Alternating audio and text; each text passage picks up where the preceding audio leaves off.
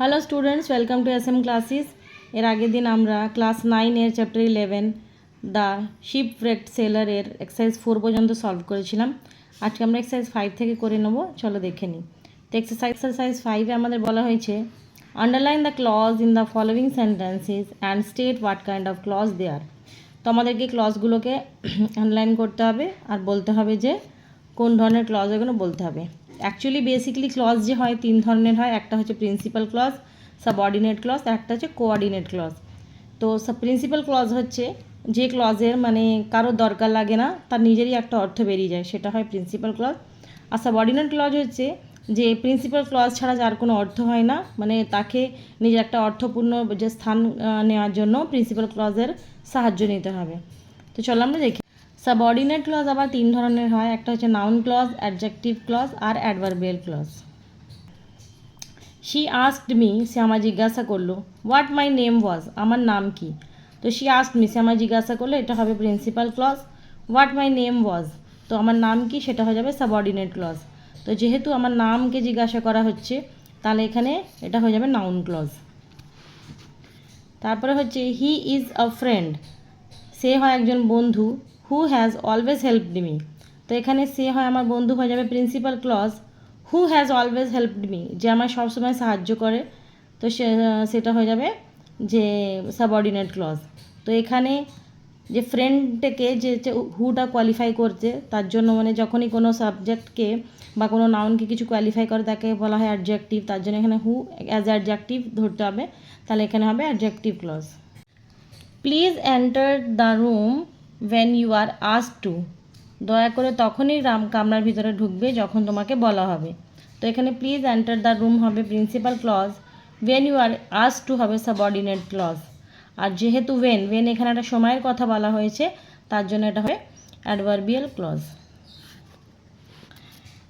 That he will win is known to us, সে জিতবে সেটা আমাদের জানা ছিল, তাহলে দ্যাট হি উইল উইন এটা হয়ে যাবে সাবঅর্ডিনেট ক্লজ।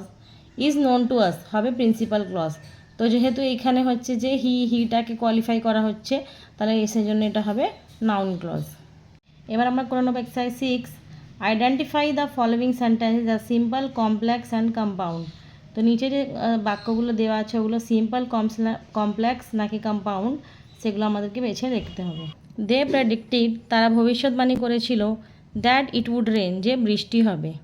তাহলে এটা কি হবে, দেখো প্রেডিক্টেড এখানে আছে যে প্রেডিক্টেড একটা আমাদের কাছে ভার্ব রয়েছে, আর এখানে উডও একটা ভার্ব, তাহলে দুটো ভার্ব হয়ে যাচ্ছে, তার জন্য এটা হয়ে যাবে complex sentence. The weather being fine, যেহেতু আবহাওয়াটা পরিষ্কার ছিল। The children went out to play, বাচ্চারা বাইরে খেলতে গেল। তো দেখো এখানে চিলড্রেন হচ্ছে একটা সাবজেক্ট, আর তার সাথে একটাই ভার্ব আছে ওয়েন্ট, তাহলে এটা হয়ে যাবে simple sentence. Rabi woke up early but he could not reach school on time, রবি তাড়াতাড়ি উঠেছিল কিন্তু সে সময় মতো স্কুলে পৌঁছাতে পারেনি।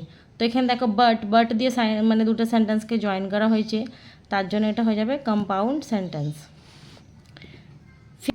ফিনিশিং হিজ ওয়ার্ক, তার কাজ শেষ করে, মাই ফাদার রিটার্ন হোম, আমার বাবা বাড়ি ফিরেছিলেন। তো দেখো এখানে মাই ফাদার একটাই সাবজেক্ট, আর তার সাথে একটাই ভার্ব আছে রিটার্ন, তার জন্য এটা হয়ে যাবে সিম্পল সেন্টেন্স। আমরা করে নেব এক্সারসাইজ 7, ডু অ্যাজ ডাইরেক্টেড, মানে আমাকে এখানে যেরকমভাবে করতে বলা হয়েছে সেরকম আমাকে করে নিতে হবে।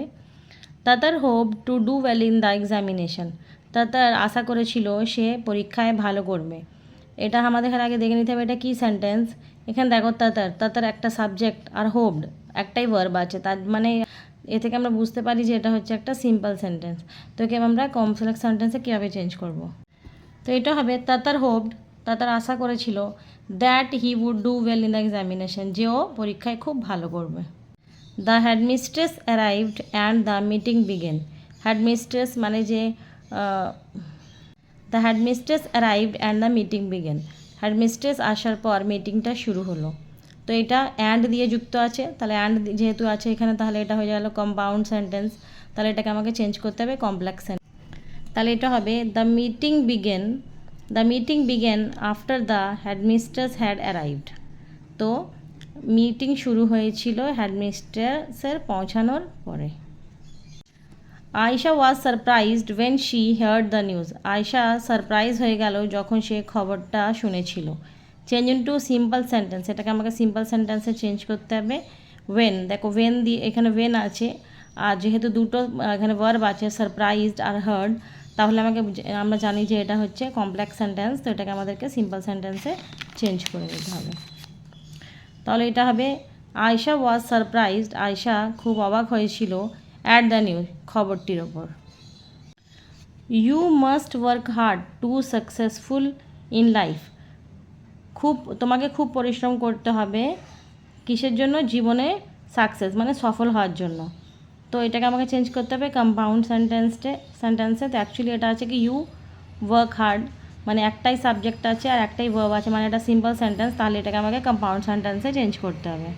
You must work hard or you will not be successful in life, যদি তুমি কঠোর পরিশ্রম না করো তাহলে তুমি জীবনে সফল হতে পারবে না।